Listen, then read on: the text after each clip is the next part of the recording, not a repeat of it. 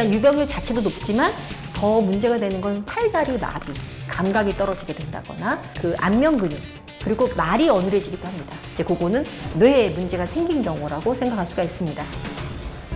안녕하세요. 최은주 당당내과 의원의 최은주 원장입니다.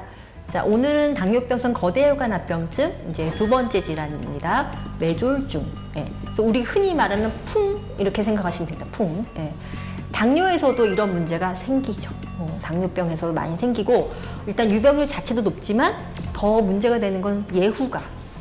사실 뇌졸중은 심근경색만큼이나 사실 이건 제가 개인적인 생각입니다. 그렇게 위험하진 않아요, 솔직히. 예. 마비로 좀 남아서 이런 삶의 질을 떨어뜨릴 수 있어도 사실 돌아가시진 않거든요. 예. 그리고 빈도도 여기 이제 유병률, 최근 유병률이 나오고 있습니다만 심장 질환에 비해서는 훨씬 빈도가 떨어집니다.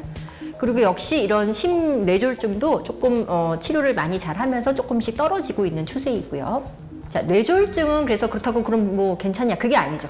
뇌졸중도 역시 우리가 뇌로 가는 동맥이 막히는 거라서 이제 잘못하면 이제 장애가 남을 수 있기 때문에 우리가 잘 적극적으로 치료하고 모니터 해야 되는 병이면 틀림없습니다.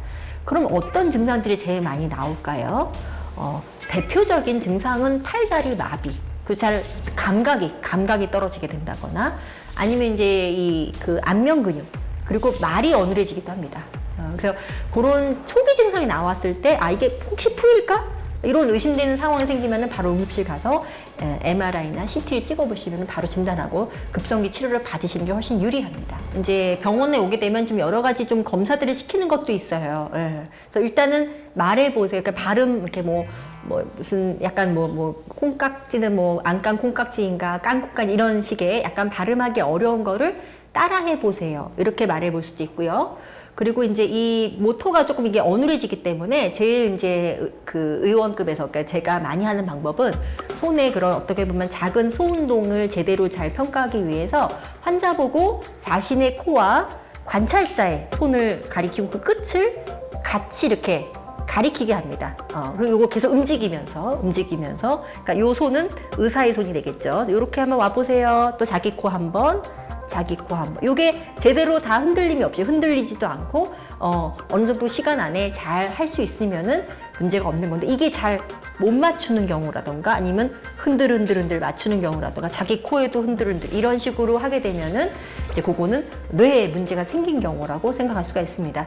그리고 걸음걸이를 이렇게 앞뒤를 맞춰서 이렇게 걸어보는 검사를 시키기도 하죠. 그래서 균형 감각이나 이런 발의 그런 실조, 우리가 걸음걸이 이상을 실조라고 얘기를 하는데 그런 게 있는지 없는지 보는 간단한 신경학적 검사를 통해서도 이게 문제가 있는 빨리 응급실 가야 되는 상황인지 아닌지는 확인할 수가 있습니다. 그래서 그런 테스트 내지는 그런 증상 유무로 환자분이 조기 진단을 할 수 있도록 도움이 되었으면 좋겠고요. 자, 그리고 그 외에도 우리가 이제 당뇨 환자들은 워낙 그런 위험이 올라가기 때문에 좀 정기적으로 모니터하는 검사로서는 이제 제일 많이 하는 검사가 경동맥 초음파 검사를 합니다.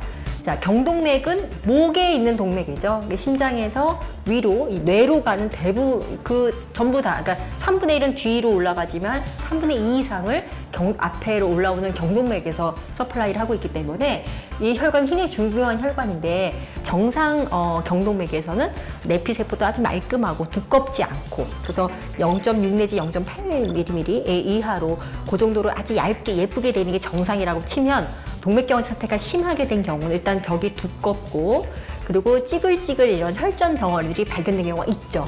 그런 거에 이제 이런 기름 덩어리들, 그러니까 콜레스테롤 덩어리 내지는 이런 혈소판 덩어리들이 다 엉겨 붙어가지고 이런 게 점점점 커져서 50%가 넘게 되면은 이거는 확실히 또 증상을 유발한다고 보기 때문에 시술을 하거나 그런 식으로 처치를 하기도 합니다. 자, 그러면 뇌졸중을 줄이는 약제가 없을까요? 두 가지를 얘기해요. 일단은 우리가 이전에 소개해드린 약제 TGD 계열, 인슐린 저항성 개선제라고 했던 TGD의 피오글리타존에 대한 약이 이미 그 뇌졸중 있던 환자들에서 약을 썼더니 2차적으로 재발을 막았다는 겁니다. 두 번째 약제는 제가 인크레틴 계열을 설명했던 GLP-1입니다. GLP-1 중에서도 프루리시티라는 약이 있는데 저위험군 환자들을 데리고 프루리시티를 드라글로타이드 5년간 치료를 했더니 특히 스트로크에 대한 발생을 막았다. 그러니까 많이 줄였다. 이런 데이터도 나와 있습니다. 그래서 모든 종류의 뇌졸중은 24%, 그리고 허혈성 뇌졸중을 25%, 그리고 이런 장애를 일으키는 중등도 이상의 스트로크를 26% 줄인 그런 데이터로 분석이 되었습니다. 그래서 우리가 사실 많은 약제들이 있고 약제마다 데이터들이 조금씩 다 또 어떤 건 좋고 어떤 건 나쁘고 서로 또 맞물리기 때문에 이런 약제의 특성을 잘 고려해서 처방하는 것도 상당히 유리할 것이라고 생각이 됩니다. 오늘 이 영상이 도움이 되셨다면 구독, 좋아요, 알림 설정 부탁드립니다.